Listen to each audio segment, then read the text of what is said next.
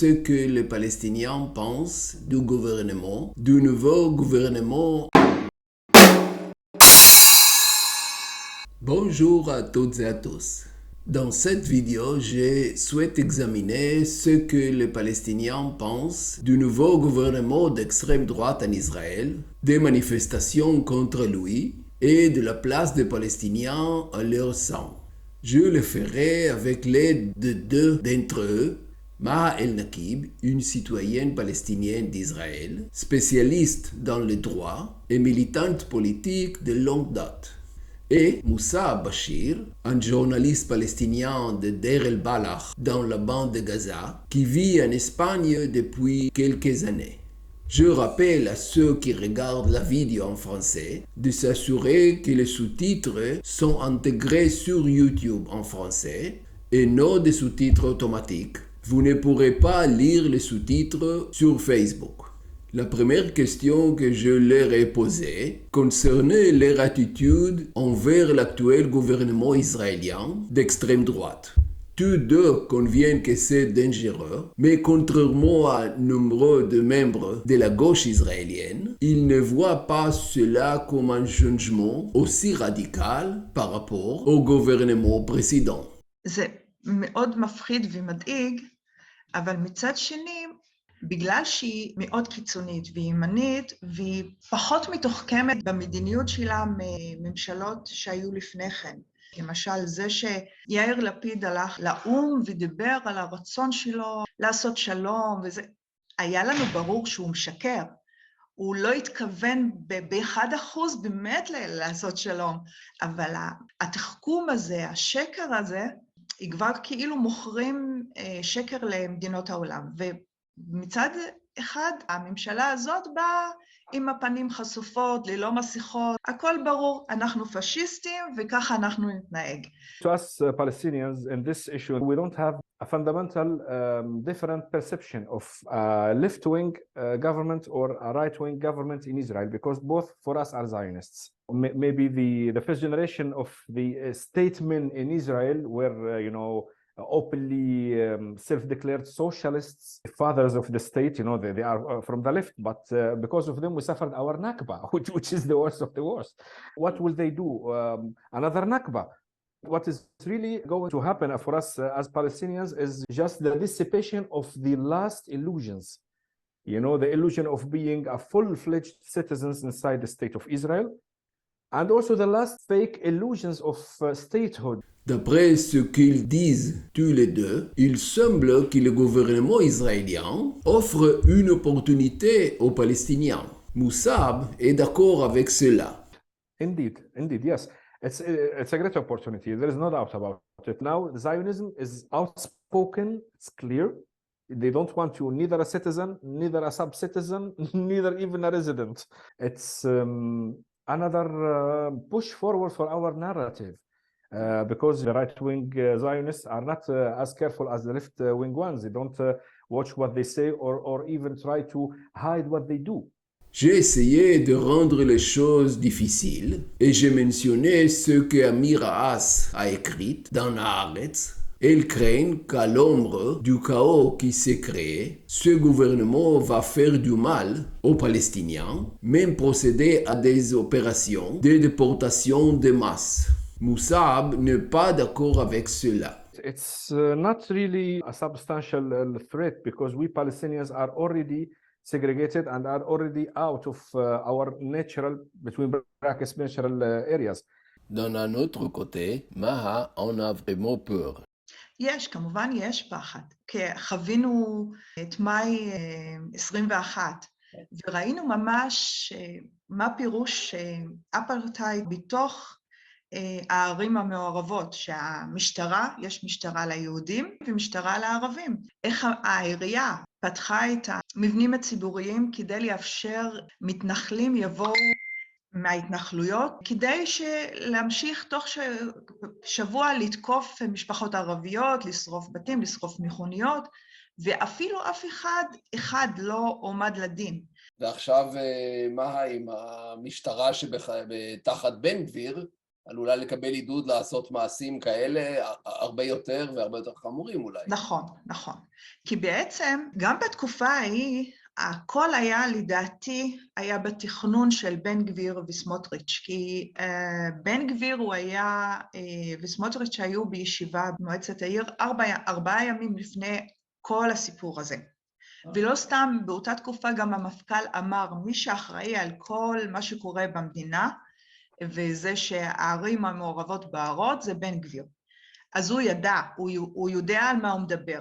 יש כל הסימנים האלו שהיה תכנון, ולא רצו לחקור את זה. Comment l'extrême droite en Israël a-t-elle atteint une telle position de pouvoir? Je leur présente ma thèse. La gauche, quand elle était au pouvoir et quand elle ne l'était pas, parle de paix et d'égalité. Mais ce sont évidemment de mots vides de sens. Bla bla bla. En revanche, Ben Gvir et Smotrich ont grandi dans les colonies, ont vu et exploité l'apartheid. Ils ont réussi à éliminer le fossé entre les discours de paix et la réalité en parlant directement contre la paix et des compromis avec les Palestiniens. L'intérêt de l'extrême droite réside dans son honnêteté. C'est ainsi qu'elle a réussi à influencer des masses des électeurs, même du centre politique. Maha souligne le rôle des médias israéliens dans la montée de l'extrême droite au pouvoir. התקשורת היא מאוד מאוד מגויסת. לא הראיתה שיש מתנחלים באים מההתנחלויות כדי לתקוף ערבים. היא ראיתה רק צד אחד. אז האזרח היהודי חושב, וואו, רוצים לחסל אותנו כאן. המיעוט הפלסטיני בתוך מדינת ישראל, אזרחי מדינת ישראל, הולכים לחסל אותנו אם אנחנו לא נשמור על עצמנו. ויש את השיח הזה, הטרמינולוגיה הזאת, ערבים רק מבינים כוח, אנחנו צריכים ללמד אותם מי בעל הבית, וככה הם התחזקו. בני גביר באמת חיזק את עצמו באירועים, דווקא האירועים האלו. Moussab, pour sa part, considère la montée des extrémistes comme un développement naturel du sionisme. I think it's the natural development of the Zionism, because Zionism in its very inception is a reclusivist, is a supremacist and racist movement at its very inception, and the Jews themselves were thinking of integration, and they fought against the fascism within the workers' movement. But you know, the Zionism itself, it was on the other band. Et il a aussi une explication pour les changements autoritaires que le gouvernement israélien essaie de faire maintenant. Zionism is an ideology, and ideology, in order to keep alive, it needs a totalitarian machine to maintain it. Because ideology, it's an idea about the reality. It's not a dialectic reflection of the reality. Moussab propose une métaphore amusante concernant les colons de droite, dont certains étaient sur les surveillances du Shin Bet et sont maintenant en position du pouvoir. Well, actually, we see it like, you know, the spoiled boy who finally, you know, took the keys of the car. And these spoiled boys who were shooting under the protection of the army, who are targeted by the Shabak, but they don't get them at night from their home and humiliate them in front of their children, like what the Shabak does with other Palestinian activists. What we expected, you know, is coming now. They are reckless. They are careless about the international community's opinion. So they are going to be much more explicit. But what will they do more than what they are doing? Tous deux pensent que la gauche israélienne est en grande partie responsable de la montée de l'extrême droite. השמאל כל הזמן רצה לרצות את הימין, להיות משהו באמצע, והשמאל התנהג כימין. אז בטח בתור חיקוי אתה תבחר את המקור. Moussab établit un parallèle entre la montée de la droite en Israël et sa montée dans d'autres pays. Is reminding me of the pattern in which people went to vote to right-wing parties in different parts of the world. The people are, you know, fed up. You know, they are all liars, and we are going to vote for the honest ones. And unfortunately, this is happening when there is an absence of really workers' movement, or let me call it a true leftist party. So we have an explosion, and this explosion serves perfectly, you know, the right-wing propaganda. You are in danger. They are savage. They are going to kill you. So let's show him who is Baal Habayit, who is the boss. L'absence des Palestiniens citoyens d'Israël de la protestation actuelle contre le gouvernement en Israël est notable.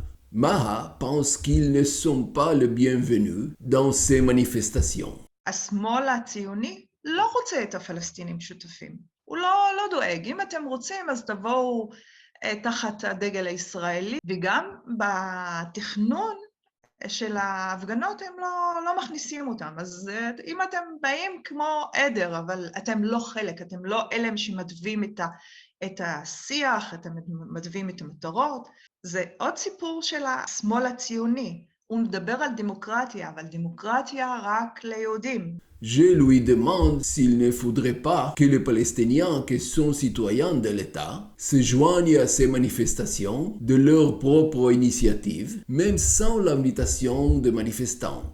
Elle est d'accord, mais craint qu'il n'y ait pas de force en Israël qui puisse influencer dans le sens d'un changement significatif. אתה צודק במה שאתה אומר, אבל אני חושבת ההשפעה הגדולה שצריכה להיות מחוץ למדינת ישראל, כי אני לא רואה בתוך מדינת ישראל תקווה רבה.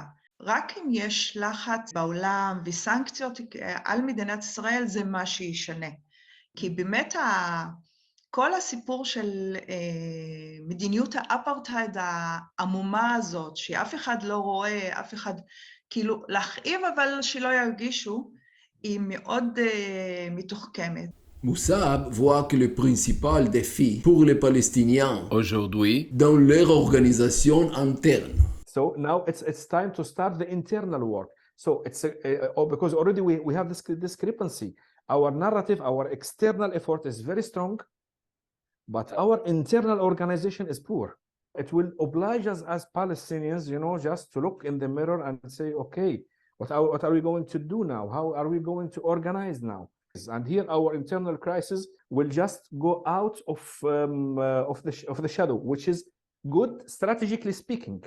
It's not good, temporarily, because there will be a chaos. Juste avant le tournage de la vidéo, on a appris que Rim Khazan du parti Hadash, dont les membres sont majoritairement palestiniens, devait prononcer un discours lors de la grande manifestation d'hier à Haïfa. Les organisateurs lui ont demandé de corriger son discours au motif qu'elle n'avait pas appelé les Palestiniens à participer à la manifestation. Elle leur a répondu que la censure des opinions politiques est la préservation du fascisme et non une lutte contre lui. En effet, il ne semble pas que cette protestation apportera un changement positif dans l'attitude du centre politique israélien envers les citoyens palestiniens du pays. C'est tout pour le moment. J'apprécierai vos commentaires et votre soutien. Je vais passer de courtes vacances de carnaval avec Dark Vador et Adrien, mais je serai bientôt de retour. Au revoir.